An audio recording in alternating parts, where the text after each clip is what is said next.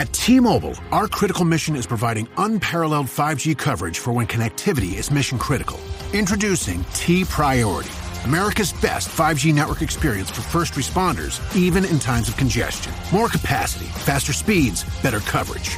T-Priority from T-Mobile, built for tomorrow's emergencies, ready today. Discover more at t-priority.com. For qualifying organizations on eligible rate plans, coverage not available in some areas and may be impacted by emergencies. Paying rent can feel like throwing money away. And when you're spending so much, it can be hard to see yourself buying a home. So Rocket Mortgage is helping you put your monthly rent towards home ownership with Rent Rewards. For the first time, save up to $5,000 off the cost of your first home just by paying rent. Only at Rocket Mortgage. Call 800-4ROCKET or visit rocket.com to find out more. Rocket Mortgage, LLC. Licensed in all 50 states. NMLSConsumerAccess.org. Number 3030. This episode is brought to you by Progressive Insurance. Fiscally responsible, financial geniuses, monetary magicians. These are things people say about drivers who switch their car insurance to Progressive and save hundreds. Visit Progressive.com to see if you could save. Progressive Casualty Insurance Company and Affiliates. Potential savings will vary, not available in all states or situations.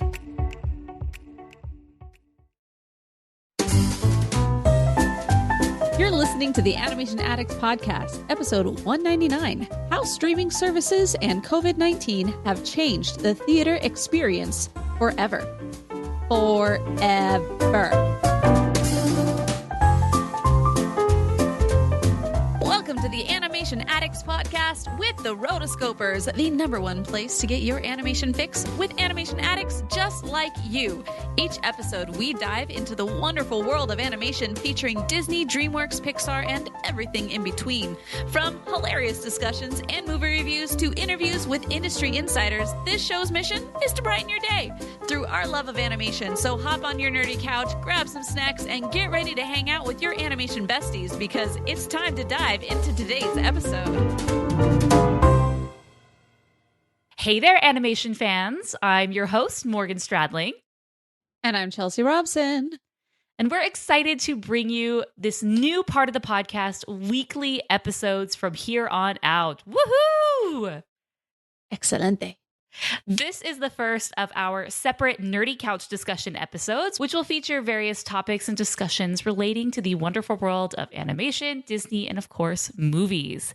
Previously, the Nerdy Couch discussions were a segment, a little mini segment that we would do in our main review episodes, but we decided to expand them out to give them their own space and time. I mean, the comfy couch is pretty big, so we have its own episode now, so that way we can have these little mini discussions, and then the episodes have their own discussions as well. This gives you double the Animation Addicts podcast in your life, and it's just a really fun way for us to give you weekly content. And one of the great things about this is the topics can be kind of all over the place. Sometimes they may relate directly to the episode that we discussed the week before, or they may just be hot topics in the news or just discussions that we have had on our minds and wanted to discuss for a while. And a really, really cool thing is that our patrons do get to submit questions. So if you have a topic that you would like us to discuss on the show, definitely consider becoming a patron. Go to rotoscopers.com/patron. And even more, if you are chomping at the bit to join us on the Nerdy Couch for a topic and discussion of your choice, our diamond level patrons do get to join us on the Nerdy Couch as a co-host. So even more reasons to be a patron on top of all the other amazing perks that we offer, including ad-free episodes. All right, so with that introduction, let's dive into our very first solo Nerdy Couch discussion episode. Chelsea, are you ready? I am ready, baby. Let's do it. Halliday presents, in the red corner, the undisputed, undefeated Weed Whacker Guy. Champion of hurling grass and pollen everywhere. And in the blue corner, the challenger, extra strength Halliday. Eye drops that work all day to prevent the release of histamines that cause itchy allergy eyes. And the winner, by knockout, is Halliday. Saturday, bring it on. Today, the beverage aisle looks a lot different than it used to. America's beverage companies are working together. we're delivering the options everyone wants. In fact, nearly 60% of beverages Americans buy have zero sugar. You'll find more variety than ever, including more of your favorites, now available with zero sugar. You'll also find more sizes and clear calorie information on the front of every can, bottle, and pack. We know when it comes to finding balance, the more choices, the better. This episode is brought to you by Shopify. Forget the frustration of picking commerce platforms when you switch your business to Shopify, the global commerce platform that supercharges your selling wherever you sell. With Shopify, you'll harness the same intuitive features, trusted apps, and powerful analytics used by the world's leading brands. Sign up today for your $1 per month trial period at shopify.com/tech, all lowercase. That's shopify.com/tech. All right, so today's question was how streaming services and COVID-19 have changed the theater experience forever. And it really has changed it forever. Forever. And I really wanted to do this topic and discussion because it led in with our discussion from last week with Raya and the Last Dragon. And there's just so much that goes into this and how the theater experience has changed that I felt we needed to give it a little bit more time. I didn't want to rush this discussion, so it made perfect sense for a nerdy couch discussion all about the topic. Honestly, there are a lot of things that I like about how things have changed and shifted, but there are also things that have come at a cost that I'm not a fan of. And I actually really enjoy going to the theaters. I really enjoy watching movies on the big screen, bringing friends. Like it's the whole the experience is more than just the movie itself, but I also enjoy seeing the movie itself. Yeah, absolutely. There's definitely, the hermits out there who this is just their dream come true. They can just hang out, I'm an introvert, but not that much of an introvert. But it's just interesting how the past year has just really, really taken a toll on the movie theater industry. Things were already sort of going in this direction, but the movie studios didn't necessarily have a reason to pull the plug on theaters, if you will. So I kind of wanted to go back and set the stage because I recently read Bob Iger's book, which is called The Ride of a Lifetime, which doesn't really make sense as a title because he doesn't even talk about the parks at all. So you would think that was a reference to like the Disney parks and the rides, but it's not. Basically, the whole book, he just talks about the various acquisitions that he did of Pixar, Marvel, Lucasfilm, because obviously those are the biggest things that increased shareholder value. That's for another day. We can definitely discuss that book. But in it, he talked about how they saw the need to have their own streaming platform and how this would in the short term be a cost for them because they had all these licenses and deals with all these other streaming services like Netflix. So in order to get their catalog back, they would have to pay big fees. They would lose money initially. And when he came to the board with this idea, it was like, I don't know about this. You're going to make movies specifically for this platform. You're not going to go to the movie theaters. And they had Disney Plus ready to go in November, October and they had Disney Plus ready to go in November of 2019, which was just a few months before everything went down with the pandemic. Jeez, yeah. And so they were ready to go and they already had that subscriber base ready to go. So that way, when people could no longer go and watch their movies in the theaters, they had an outlet to show those. I think the very first one was Onward. We see that Onward was out in theaters, I think 1 or 2 weeks, and then everything shut down in the United States. And it was really, really sad to see because, Onward, who doesn't love a Pixar film? Who doesn't love a Disney film? And just to see it like not... We can't see the potential that this film is going to make from a box office number wise because it was just stinted. It was just cut off at the knees. So they shifted it and they put it directly on Disney Plus. Yeah, and the problem with that is how that movie, as we talked about in the episode of that movie, is there's always going to be an asterisk next to the box office debut because it could have made money. Right. It just didn't because they just cut them off at the knees and they were just like, all right, I guess we're doing this. Yeah. So something interesting that I've learned in the past year was just these different deals that companies have with the theater chains, you know, because they are the studios, they produce the films. But in the past and in the older days, they needed a distributor who was able to get the movie out there to a wider audience. Now, and so the movie theaters were critical for the movies, or for the movie studios, because that relationship, the movies would go nowhere without the movie theaters. But now in the days of the internet and streaming, everyone controls their own platform. You not only control the actual medium itself and the movie, but you also now can control the distribution. And one thing that I learned over the past year or so, as I was kind of researching these different things, is, you know, as things have gotten more and more online, the movie studios and the theaters, they've had different deals that they have worked out. And for example, I believe one of the deals was you weren't able to release a film to home video until I think it's like 90 days after its release. But when digital came around, they had to redo one of those deals. And so they had the deal that you can release it on digital, I think 75 days. So that's why you see when a movie comes out, it says available on for digital HD on this date, and then available on Blu-ray 2 weeks later. And you're like, well, why don't they just do it the same day? Like, what's the deal with that? And it's because they have these two different agreements with the movie exhibitors on when they are able to, you know, release that out of the theater's control, if you will. You know, they need to give the theaters time to really let it do well in the box office before the studios then take control with the home video market.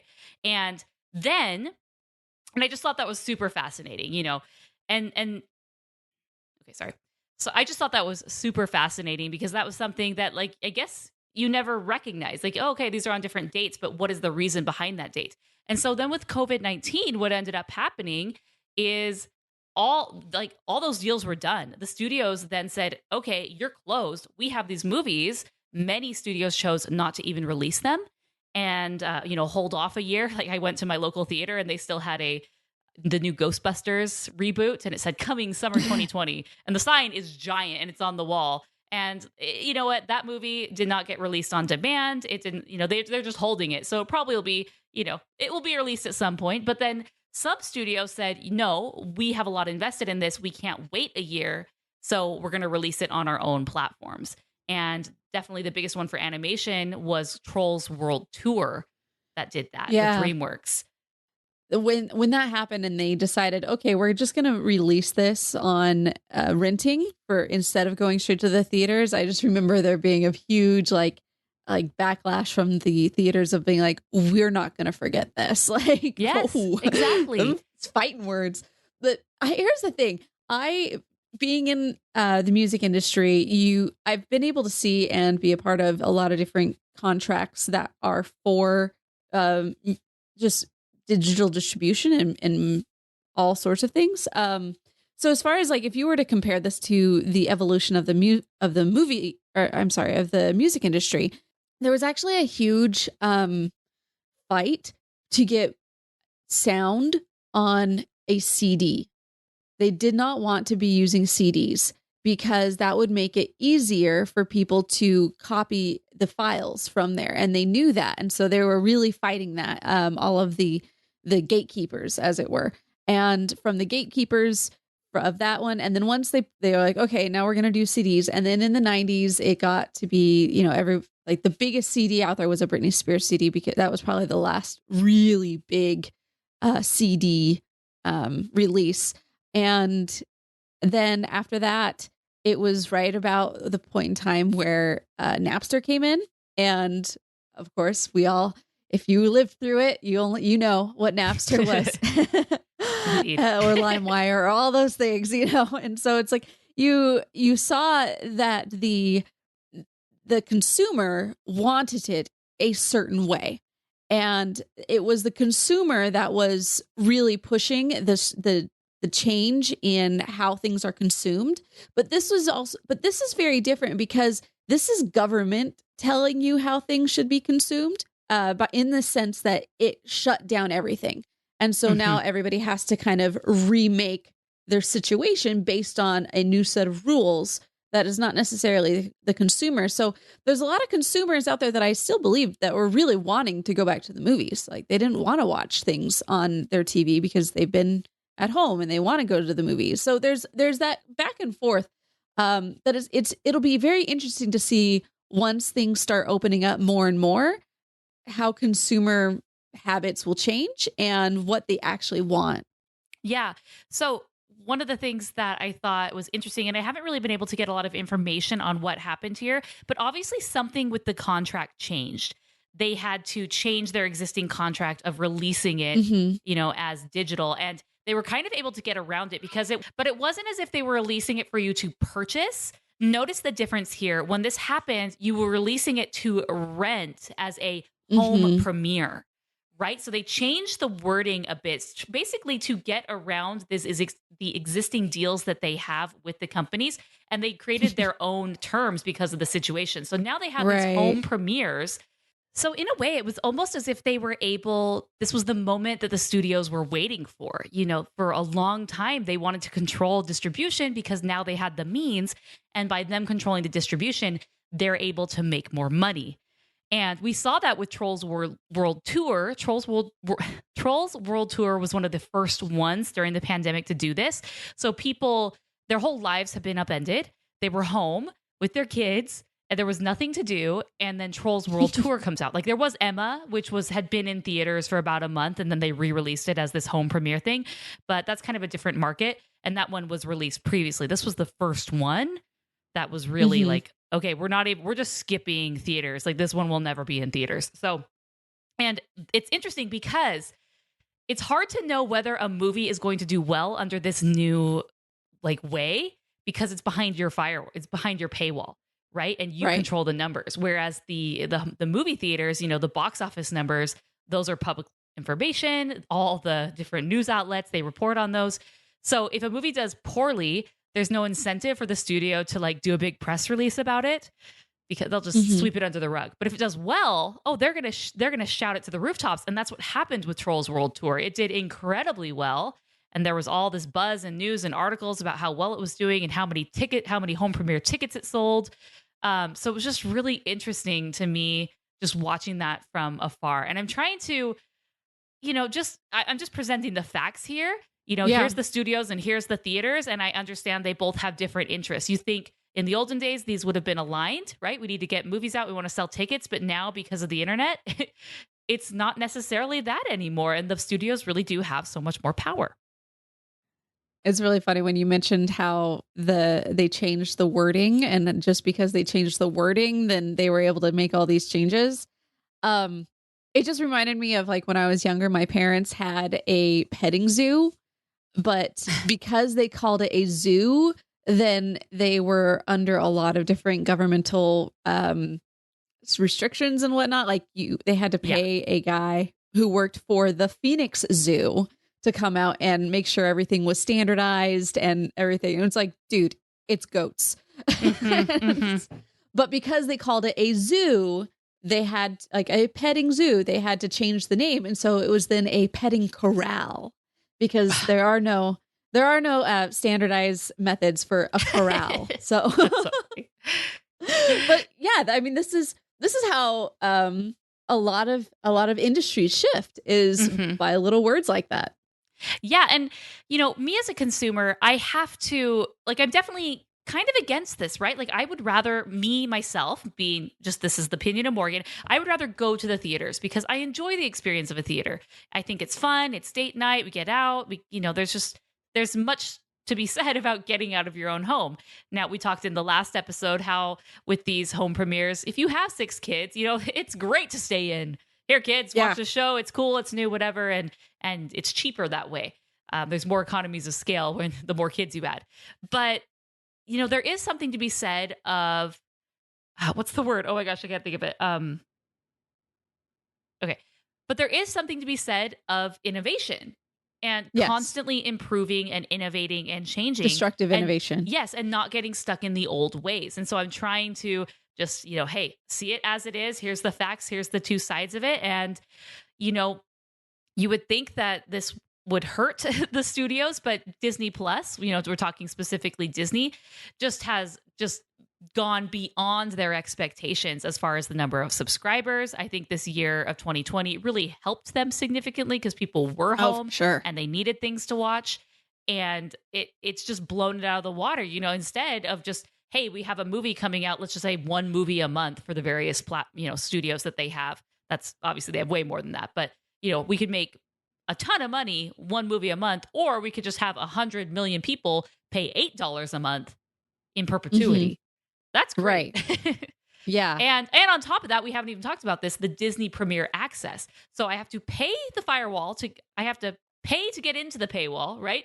Mm-hmm. It's kind of like the old Disneyland model. You had to pay to get into the park, and then you had to pay for your e-ticket rides. This is exactly the same thing with the Premier Access. You have to pay $30 to see Mulan when it came out, to see Raya and the Last Dragon when it came out. Yeah. And I did see a lot of theaters over the Christmas holiday. I was able to get out once, and they had especially there's some of these really nice theaters. They really invested to make it way more of an experience. Mm-hmm. So they have the recliner chairs, they have people waiting on you. They have it's just a full experience as opposed to just the go in and sit down.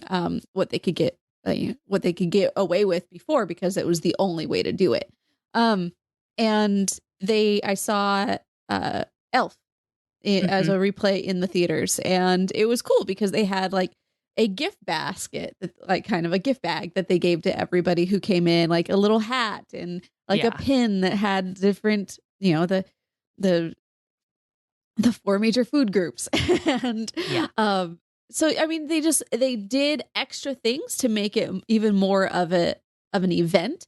And they probably added a $2, maybe they took away about $2 from their revenue, but they needed to make some money somewhere. Otherwise, the revenue was zero. So it's zero. Yeah. So it's just interesting to see how they're going to be shifting it. Is this going to mean that you're going to get more things?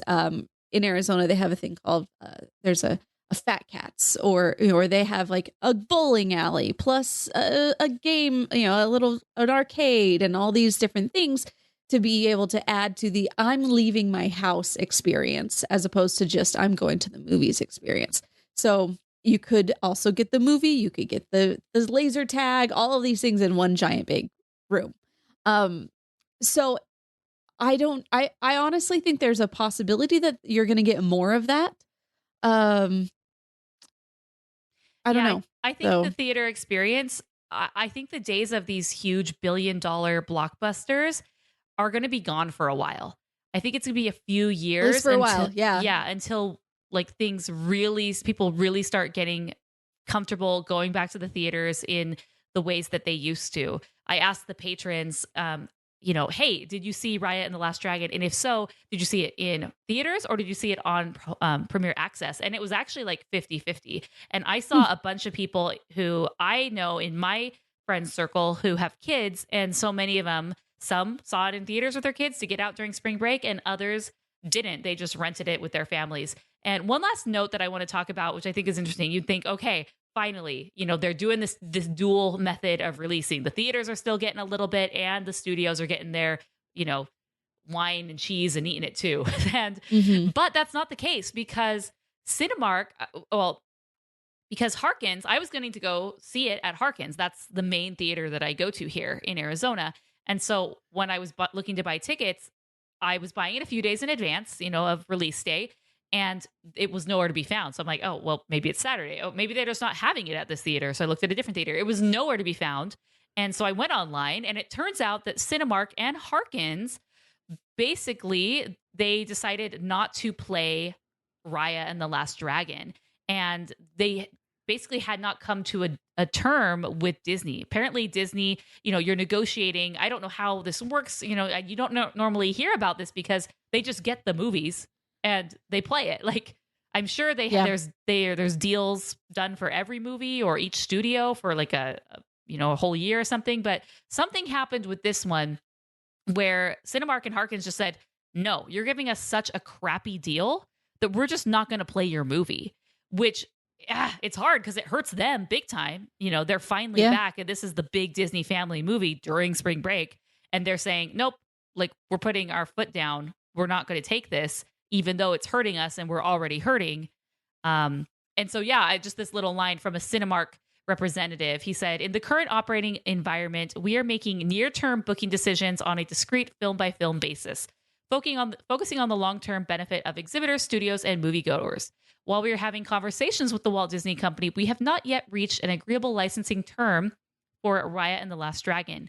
As we continue to work with our studio partners, we remain optimistic that we will reach mutually beneficial terms that will provide moviegoers the opportunity to see the exciting film lineup in our theaters. So clearly, Disney was just trying to screw them with a horrible, crappy deal, and they said no to that. Yeah, if you're going to be taking away their opportunity to make money off of that, you're going to probably have, like, they probably just like, no, we're not going to give you that much of a deal as far as how much money you can make on top of the rental fee for them or the presentation fee. But if you're going to be placing, double dipping, then coming from the theater perspective, it's like, you got to be able to give us way more money to make this even worth it. Yeah, exactly. And, they said, hey, these deals change all the time. This was what the article said. It said it may just appear on Saturday. They got a deal and now you can start watching it from Saturday on or Sunday on. And it doesn't seem that was the case. It doesn't seem they ever came to a deal with Raya. It never made it to the Harkins, as far as I know. So more on that. It's interesting. This year has been really crazy for films and animation and movies. And it's sad to see theaters close down. There was, I just saw a report yesterday that this big chain in California announced that it's just simply not going to be reopening. It just could not weather it, and they're not going to be reopening. And a lot of people were really sad. They had all these amazing memories from going to those theaters, like LA especially. Sometimes when it's just like very small indie films, they release them in New York and LA. So for one of the bigger, sort of chains in LA just to say no, I mean, the reality of the situation is there. And so it'll be interesting to see over the next few years, to see, do the theaters bounce back? What is the state of the blockbuster film? Mm-hmm. Are those a thing of the past? So let us know in the comments of this episode, rotoscopers.com/199. We will also put an Instagram post about this episode, and you can let us know your comments there. And let's keep the discussion going. Did you see Raya and the Last Dragon in theaters or a home premiere? Why and why not? And what do you think the future is for the theaters and the movie industry? Thank you so much for joining us for this mini Nerdy Couch discussion episode of the Animation Addicts podcast. This was amazing. This was fun. And I'm really excited to now offer the show on a weekly basis for you guys. Join us for next week. We're going to have a great lineup coming up. I'm excited for the different movies that we have coming. They're funny. So yay. Yes, our next episode is actually going to be our 200th episode. Insane, woohoo! Crazy. And we are going to be doing Pixar's Soul. So that was another film that was released, over the past few months that during our hiatus we didn't get to. So we're excited to review that for you guys. Make sure to send in your voicemails, rotoscopers.com/voicemails. And until next time, we are the Rotoscopers. You've been listening to the Animation Addicts podcast. If you enjoyed this episode, don't forget to subscribe and be sure to leave us a 5-star review. We're available on Apple Podcasts, Spotify, and wherever you listen to podcasts. And if you want to help spread the word, be sure to share the podcast with your friends on social media. Just don't forget to tag us at Rotoscopers on Instagram and use the hashtag Animation Addicts. For all the links and full show notes for this episode, go to rotoscopers.com/podcast. Now, if you still can't get enough for your animation fix, be sure to subscribe to us on YouTube and visit rotoscopers.com for more animation news, reviews, and interviews. Thanks for listening.